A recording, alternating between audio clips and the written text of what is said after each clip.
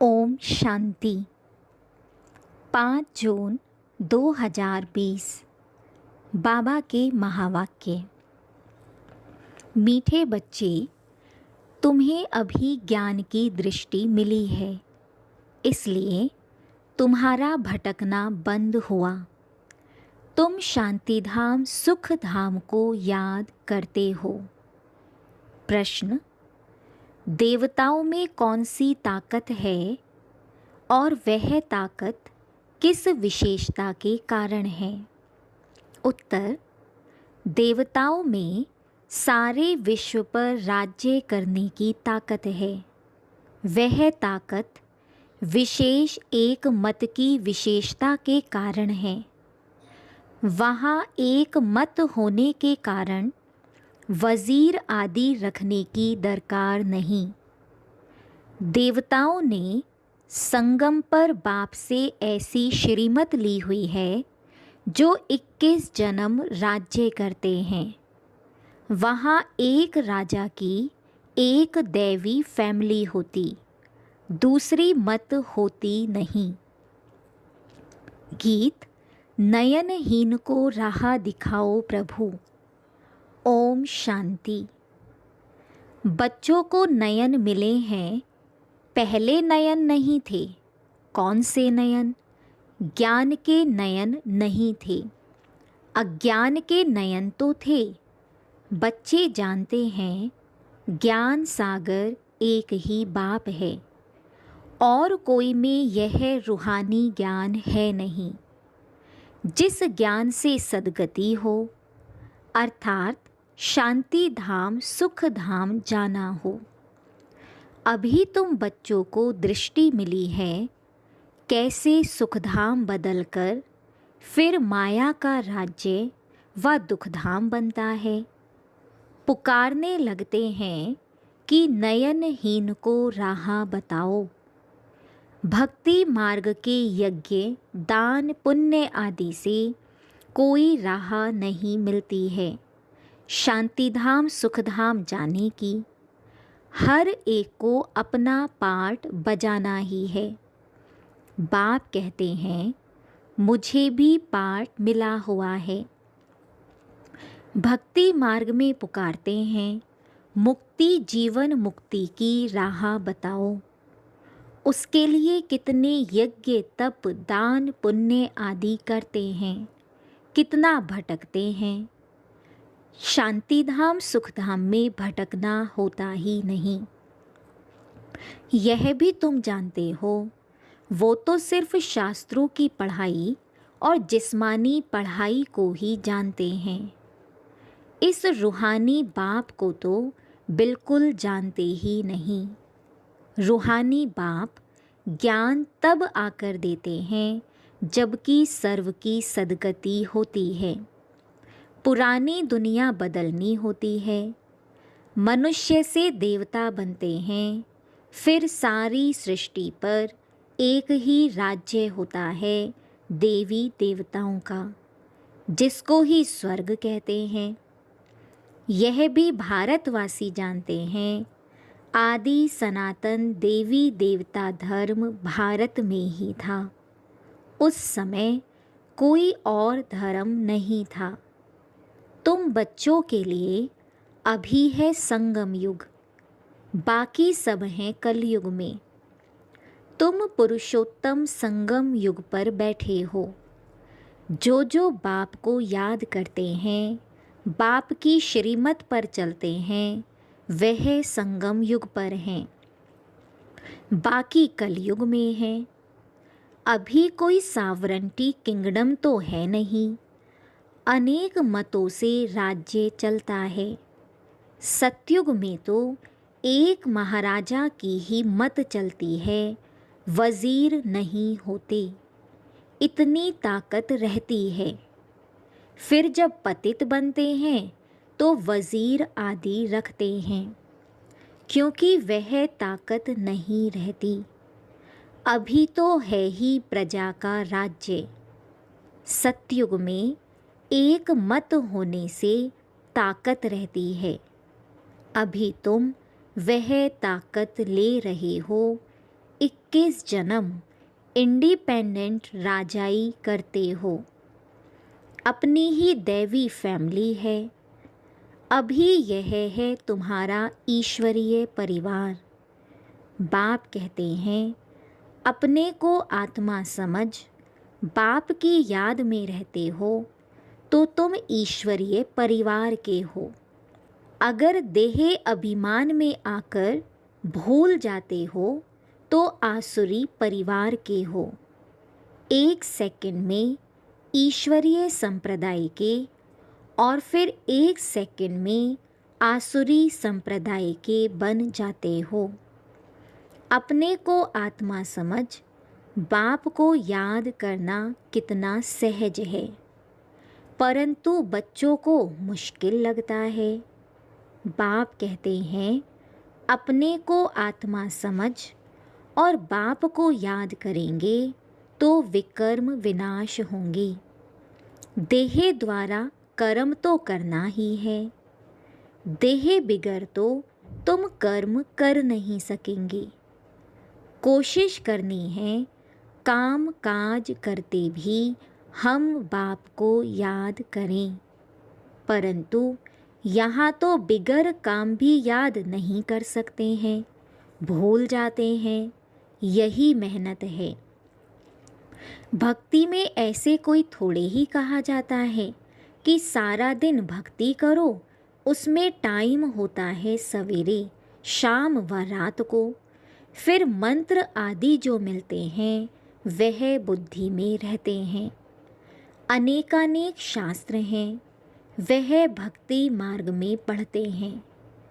तुमको तो कोई पुस्तक आदि नहीं पढ़ना है, न बनाना है। यह मुरली छपाते भी हैं रिफ्रेश होने के लिए। बाकी कोई भी किताब आदि नहीं रहेंगी, यह सब खत्म हो जानी है। ज्ञान तो है ही एक बाप में। अभी देखो, ज्ञान विज्ञान भवन नाम रखा है, जैसे कि वहाँ योग और ज्ञान सिखाया जाता है। बिगर अर्थ ऐसे ऐसे नाम रख देते हैं। कुछ भी पता नहीं है कि ज्ञान क्या है, विज्ञान क्या है। अभी तुम ज्ञान और विज्ञान को जानते हो। योग से होती है हेल्थ, जिसको विज्ञान कहा जाता है, और यह है ज्ञान जिसमें वर्ल्ड की हिस्ट्री ज्योग्राफी समझाई जाती है।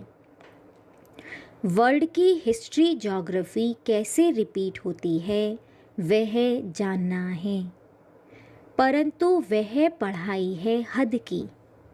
यहाँ तो तुमको बेहद की हिस्ट्री ज्योग्राफी बुद्धि में है।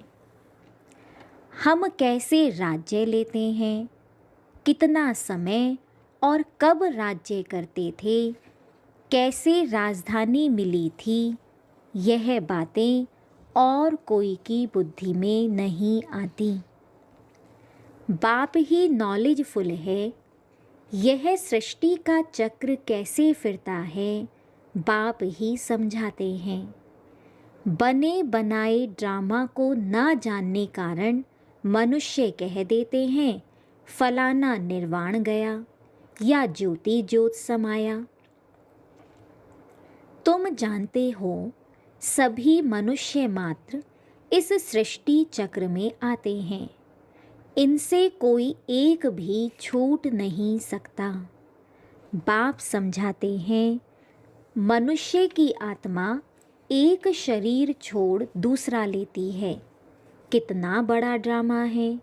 सब में आत्मा है, उस आत्मा में अविनाशी पार्ट भरा हुआ है, हजारों वर्ष का। भक्ति मार्ग के शास्त्रों में लिख दिया है ड्रामा लाखों वर्ष का है। इस समय ही जबकि बाप ने आकर सहज राजयोग सिखाया था, इस समय के लिए ही गायन है कि कौरव घोर अंधियारे में थे और पांडव रोशनी में थे। वो लोग समझते हैं कलयुग में तो अजुन 40,000 वर्ष हैं। उन्हों को यह पता नहीं पड़ता कि भगवान आया है। इस पुरानी दुनिया का मौत सामने खड़ा है। सब अज्ञान नींद में सोए पड़े हैं। जब लड़ाई देखते हैं तो कहते हैं यह तो महाभारत लड़ाई की निशानी है। यह रिहर्सल होती रहेगी, फिर चलते चलते बंद हो जाएगी। तुम जानते हो अभी हमारी पूरी स्थापना हुई थोड़े ही है। गीता में यह थोड़े ही है कि बाप ने सहज राजयोग सिखलाए, यहाँ ही राजाई स्थापन की। गीता में तो प्रलय दिखा दी है। दिखाते हैं और सब मर गए, बाकी 5 पांडव बचे। वह भी पहाड़ों पर जाकर गल मरे। राजयोग से क्या हुआ कुछ भी पता नहीं है। बाप हर एक बात समझाते रहते हैं। वह है हद की बात। हद की रचना हद के ब्रह्मा रचते हैं, पालना भी करते हैं, बाकी प्रलय नहीं करते। स्त्री को एडॉप्ट करते हैं, बाप भी आकर एडॉप्ट करते हैं। कहते हैं मैं इनमें प्रवेश कर बच्चों को नॉलेज सुनाता हूँ, इन द्वारा बच्चों को रचता हूँ। बाप भी है, फैमिली भी है। यह बातें बड़ी गुह्य हैं, बहुत गंभीर बातें हैं। मुश्किल कोई की बुद्धि में बैठती हैं। अब बाप कहते हैं पहले पहले तो अपने को आत्मा समझो। आत्मा ही एक शरीर छोड़ दूसरा लेती है। शरीर पर ही भिन्न भिन्न नाम पड़ते हैं।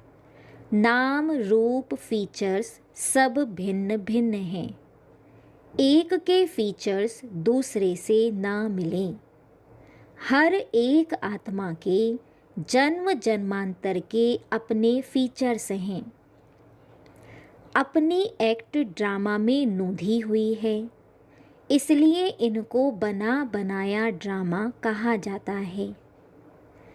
अभी बेहद का बाप कहते हैं मुझे याद करो तो विकर्म विनाश हो। तो हम क्यों ना बाप को याद करें, यही मेहनत की बात है। तुम बच्चे जब याद की यात्रा में बैठते हो तो माया के तूफान आते हैं, युद्ध चलता है, उससे घबराना नहीं है। माया घड़ी घड़ी याद को तोड़ेगी। संकल्प विकल्प ऐसे ऐसे आएंगे जो एकदम माथा खराब कर देंगे। तुम मेहनत करो। बाप ने समझाया है इन लक्ष्मी नारायण की कर्मेंद्रियां वश कैसे हुई। यह संपूर्ण निर्विकारी थे। यह शिक्षा इन्हों को कहाँ से मिली। अभी तुम बच्चों को यह बनने की शिक्षा मिल रही है। इनमें कोई विकार नहीं होता। वहाँ रावण राज्य ही नहीं, पीछे रावण राज्य होता है। रावण क्या चीज़ है यह कोई भी नहीं जानते। ड्रामा अनुसार यह भी नूंद है। ड्रामा के आदि मध्य अंत को नहीं जानते हैं, इसलिए ही नेति नेति करते आए हैं। अभी तुम स्वर्गवासी बनने के लिए पुरुषार्थ कर रहे हो। यह लक्ष्मी नारायण स्वर्ग के मालिक है ना। इन्हों के आगे माथा टेकने वाले तमो प्रधान कनिष्ठ पुरुष हैं। बाप कहते हैं पहले पहले तो एक बात पक्की कर लो। अपने को आत्मा समझ बाप को याद करो, इसमें ही मेहनत है। जैसे 8 घंटे सरकारी नौकरी होती है ना, अभी तुम बेहद की सरकार के मददगार हो। तुमको कम से कम 8 घंटा पुरुषार्थ कर याद में रहना है। यह अवस्था तुम्हारी ऐसी पक्की हो जाएगी जो कोई की भी याद नहीं आएगी।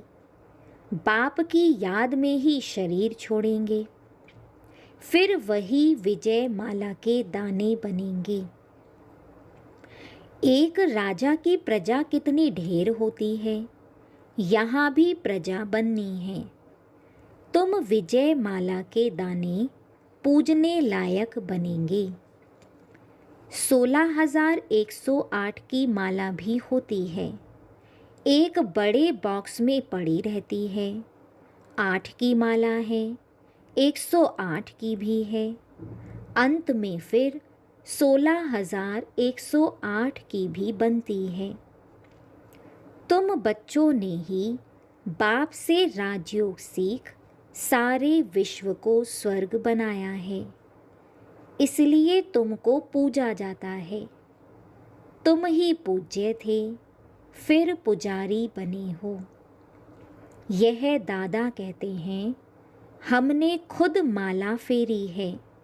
लक्ष्मी नारायण के मंदिर में यूं तो रुद्र माला होनी चाहिए। तुम पहले रुद्र माला फिर रुंड माला बनते हो। पहले नंबर में है रुद्र माला, जिसमें शिव भी है। रुंड माला में शिव कहाँ से आए? वह है विष्णु की माला। इन बातों को भी कोई समझते थोड़े ही हैं। अभी तुम कहते हो हम शिव बाबा के गले का हार जाए बनते हैं। ब्राह्मणों की माला नहीं बन सकती है, ब्राह्मणों की माला होती नहीं। तुम जितना याद में रहते हो, फिर वहाँ भी नज़दीक में आकर राज्य करेंगे। यह पढ़ाई और कोई जगह मिल ना सके। तुम जानते हो, अभी हम इस पुराने शरीर को छोड़ स्वर्गवासी बनेंगे। सारा भारत स्वर्गवासी बनेगा। इन पर्टिकुलर भारत ही स्वर्ग था। 5,000 वर्ष की बात है, लाखों वर्ष की बात तो हो नहीं सकती। देवताओं को ही 5,000 वर्ष हुए, स्वर्ग को मनुष्य भूल गए हैं, तो ऐसे ही कह देते हैं। बाकी है कुछ नहीं। इतना पुराना संवत आदि है थोड़े ही, है ही सूर्यवंशी चंद्रवंशी, फिर और धर्म वाले आते हैं। पुरानी चीज़ें काम क्या आएंगी, कितना खरीद करते हैं। पुरानी चीज़ की बहुत वैल्यू करते हैं। सबसे वैल्यूबल है शिव बाबा। कितने शिवलिंग बनाते हैं। आत्मा इतनी छोटी बिंदी है, यह किसको भी समझ में नहीं आता। अति सूक्ष्म रूप है। बाप ही समझाते हैं, इतनी छोटी बिंदी में इतना पाठ नुधा हुआ है। यह ड्रामा रिपीट होता रहता है। यह ज्ञान तुमको वहाँ नहीं रहेगा, यह प्राय लोप हो जाता है। तो फिर कोई सहज राजयोग सिखा कैसे सकते। यह सब भक्ति मार्ग के लिए बैठ बनाया है। अभी बच्चे जानते हैं, बाप द्वारा ब्राह्मण देवता क्षत्रिय 3 धर्म स्थापन हो रहे हैं भविष्य नई दुनिया के लिए। वह पढ़ाई जो तुम पढ़ते हो, वह है इस जन्म के लिए। इनकी प्रारब्ध तुमको नई दुनिया में मिलनी है। यह पढ़ाई होती है संगम युग पर। यह है पुरुषोत्तम संगम युग। मनुष्य से देवता तो जरूर संगम पर बने होंगे। बाप बच्चों को सब राज समझाते हैं। यह भी बाबा जानते हैं तुम सारा दिन इस याद में रह नहीं सकेंगे, इम्पॉसिबल है। इसलिए चार्ट रखो, देखो हम कहाँ तक याद में रह सकते हैं। देह का अभिमान होगा तो याद कैसे रह सकेगी। पापों का बोझा सिर पर बहुत है, इसलिए बाबा कहते हैं याद में रहो। त्रिमूर्ति का चित्र पॉकेट में डाल दो, परंतु तुम घड़ी घड़ी भूल जाते हो। अलफ को याद करने से बेआदि सब याद आ जाता है। बैज तो सदा लगा रहे, लिटरेचर भी हो। कोई भी अच्छा आदमी हो तो उनको देना चाहिए। अच्छा आदमी कभी मुफ्त में लेंगे नहीं। बोले इसका क्या पैसा है, बोलो यह गरीबों को तो मुफ्त में दिया जाता है, बाकी जो जितना दे रॉयल्टी होनी चाहिए। तुम्हारी रस्म रिवाज दुनिया से बिल्कुल न्यारी होनी चाहिए। रॉयल आदमी आप ही कुछ ना कुछ दे देंगे। यह तो हम सबको देते हैं कल्याण के लिए। कोई पढ़कर भी तुमको पैसे भेज देंगे। खर्चा तो तुम करते हो ना। बोलो हम अपना तन मन धन भारत की सेवा में खर्च करते हैं। अच्छा, मीठे मीठे सिकिलधे बच्चों प्रति माता पिता बाप दादा का याद प्यार और गुड मॉर्निंग। रूहानी बाप की रूहानी बच्चों को नमस्ते। धारणा के लिए मुख्य सार। फर्स्ट पॉइंट, इस बेहद की सरकार को मदद करने के लिए कम से कम 8 घंटा याद में रहने का पुरुषार्थ करना है। याद में जो माया विघ्न डालती है उससे घबराना नहीं है। सेकंड पॉइंट, इस पुरुषोत्तम संगम युग पर ईश्वरीय संप्रदाय का बन ईश्वर की मत पर चलना है। कर्म करते भी एक बाप की याद में रहने का अभ्यास करना है। वरदान, बेगर टू प्रिंस का पाठ प्रैक्टिकल में बजाने वाले त्यागी व श्रेष्ठ भाग्यशाली आत्मा भव। जैसे भविष्य में विश्व महाराजन दाता होंगे, ऐसे अभी से दातापन के संस्कार इमर्ज करो। किसी से कोई सैल्वेशन लेकर के फिर सैल्वेशन दें, ऐसा संकल्प में भी ना हो। इसे ही कहा जाता है बेगर टू प्रिंस। स्वयं लेने की इच्छा वाले नहीं, इस अल्पकाल की इच्छा से बेगर। ऐसा बेगर ही संपन्न मूर्त है।